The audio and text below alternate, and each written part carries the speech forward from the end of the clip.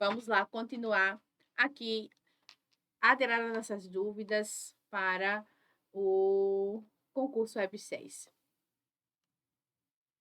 Pessoal, vamos começar com a estrutura do texto dissertativo argumentativo, tá certo?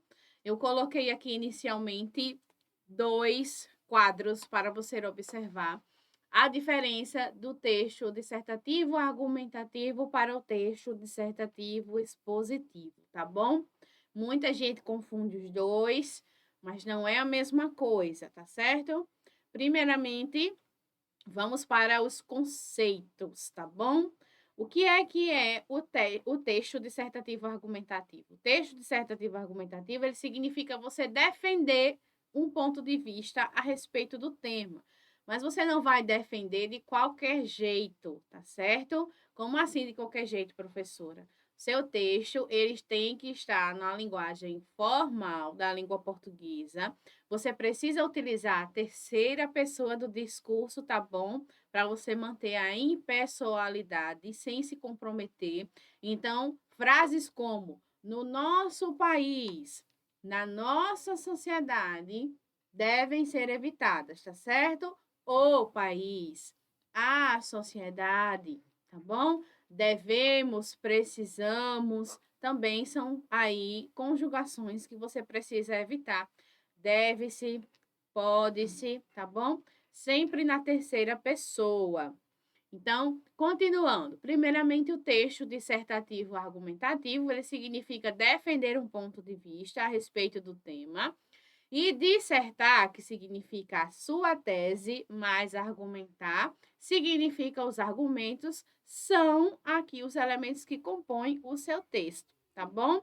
Esse tipo de texto consiste em provar que a sua opinião, escrita em terceira pessoa, novamente vou reforçar, sobre o tema é válida, justificada e bem aí fundamentada, não é, com argumentos comprovados, tá bom? Em resumo, argumentar é justificar e explicar o que você pensa sobre o determinado tema, tá bom? E o texto dissertativo expositivo, você não defende ideia alguma. Você apenas vai falar aquilo que a banca está pedindo, tá certo? O que você sabe sobre aquilo ali.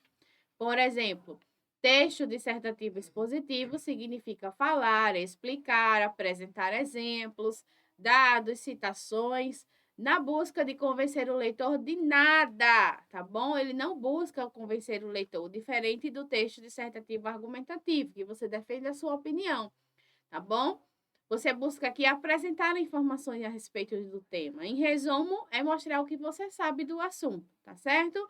Geralmente, a banca que adota esse tipo de texto é a banca Sebrasp, que não é o que interessa para nós, tá bom? Nosso tipo de texto é o texto dissertativo argumentativo, que é o tipo de texto adotado por todas essas bancas aqui, ó. IBFC, a OCP, IBAD, Fundação Getúlio Vargas, Selecom, IDECAM, VUNESP, IADES, Enem, entre outros aí concursos, tá bom? Uma dúvida que muita gente tem é se a redação de Enem pode ser aproveitada nesse tipo de texto, não é o texto da IBFC. Pode sim, você pode utilizar aquela estrutura base, mas é interessante que você fique atento e atenta às palavras-chave do tema, tá bom? Por exemplo, se nós temos as palavras efeitos, se nós temos as palavras estratégias no tema, a banca obrigatoriamente quer que você fale efeitos, ou seja, consequências e possíveis estratégias, porque no Enem você fica muito com aquele negócio de só problematizar a temática, né? Só trazer um problema, só trazer a causa. Então, é interessante que você fique atento e atenta às palavras aí cobradas no tema, tá certo? Vamos avançar. Qual seria o esqueleto base para o texto dissertativo argumentativo, né? Geralmente você tem dúvidas na quantidade de linhas que podem aí ser utilizadas em cada parágrafo. Vou salientar novamente que os desenvolvimentos precisam ser aí maiores, tá certo? Então, olha só, A introdução precisa ter um contexto. O que é o contexto? É quando você traz outra área de conhecimento, não é um repertório para situar o leitor, tá certo? Você apresenta o problema que às vezes já está no próprio tema e, claro, a sua tese, que é a sua opinião. Se você diz, por exemplo, que o feminicídio é um problema, isso já é a sua tese, tá certo? Ou seja, você está afirmando algo ali, tá certo? Então, é interessante que as suas teses já estejam expostas, tá bom? Lá no seu parágrafo, tá bom? No caso da redação com aspectos, não é que não é o que interessa para a gente, você faz um resumo dos tópicos lá apresentados. Desenvolvimento 1, que a gente chama de D1, nós temos o nosso tópico frasal. O que é o tópico frasal? É aquela primeira frase do desenvolvimento, certo? Depois que você confirmou a sua opinião, não é? Porque você dá a sua opinião na introdução. Novamente, você vai confirmar no desenvolvimento, você vai comprovar, né? Vai fundamentar a sua opinião. E aí você vai trazer mais detalhes sobre isso que você está aí falando, tá bom? Que são os seus exemplos, mais detalhamentos, consequências e fechar o parágrafo de uma maneira bem detalhada. Do mesmo jeito no D2. Então, é interessante que você apresente dois argumentos, tá certo? Dois pontos de vista. E, por fim, a conclusão é onde você faz a retomada dos argumentos com propostas aí de soluções. A diferença é que não é nem as propostas, elas são bem detalhadas, tá bom? Aqui não precisa ser tão detalhada. Contanto que ela seja prática, já é suficiente. Qual é a quantidade de linhas que você vai utilizar em cada um desses parágrafos? Introdução, 6 a 7 linhas. Professora, 7 linhas não é muito, não? Não, é suficiente para compor esses elementos, tá certo? Quando você apresenta um contexto, quando você traz o problema, quando você menciona a sua tese, né, as suas teses, os seus pontos de vistas, já completa lá, tá bom? Introdução com 4 linhas é pouco, tá bom? Fica muito curto. Então, para um texto com 30 linhas, geralmente, né? Ah, professora, mas a banca deu 20 a 30 linhas. É interessante que você faça o máximo de linhas possíveis, tá certo? Um texto bem escrito com uma boa nota, é claro que ele tem mais informações, tá bom? Então, a introdução, 6 a 7 linhas. Desenvolvimento 1 e 2, entre 8 a 9 linhas. E a conclusão, 6 a 7 linhas, tá certo? Nós vamos trazer um modelo de redação para você verificar como é que fica essa estrutura encaixada de uma maneira mais prática, tá bom? Aqui nós temos mais a parte teórica, para você dar uma visualizada inicial, tá certo? Novamente, vamos reforçar os critérios de correção. Embora você já saiba, é interessante nós entendermos os critérios de correção para que você se policie na hora de escrever o seu texto, tá bom? Então, vamos lá. Fazendo a revisão, né? Então, olha só, conhecimento do tema, é importante você conhecer o tema da prova. E aí, já fique atento às palavras-chave. Novamente, eu vou reforçar isso. Fique atento às palavras-chave do tema, tá bom? Vou dar um exemplo sobre conhecimento do tema. Digamos que o tema fosse assim: desafios e estratégias para melhorar a saúde pública no Brasil.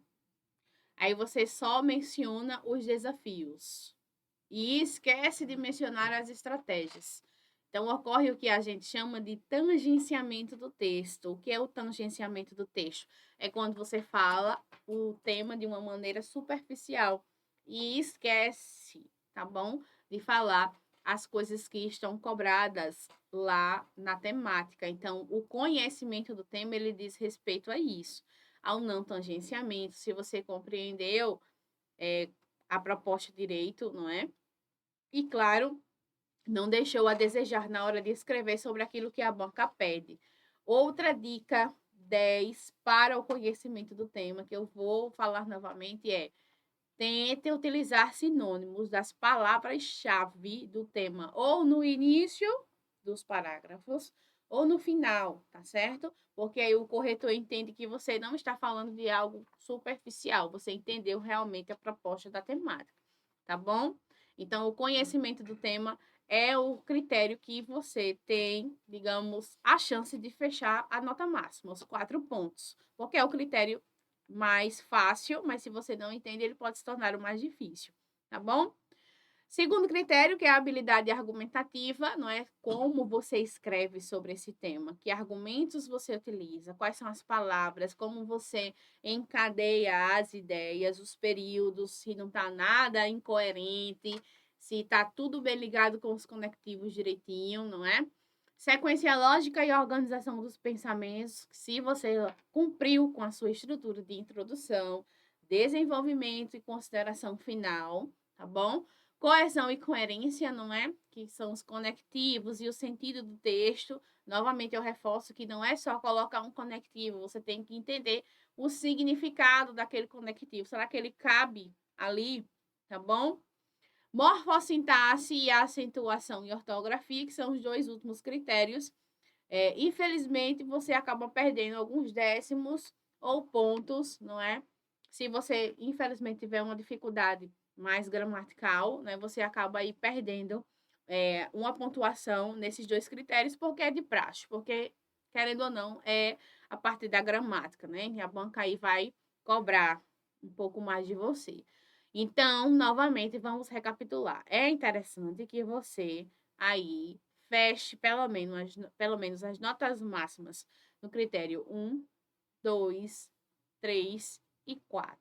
Para que se você for perder alguma pontuação ou algum décimo, que seja aí nos critérios gramaticais, tá certo? Nós vamos detalhar ainda um pouco mais sobre o texto dissertativo argumentativo nos outros blocos. Sei que é muita coisa, o tempo é curto, mas vai dar certo, tá bom? Não perde.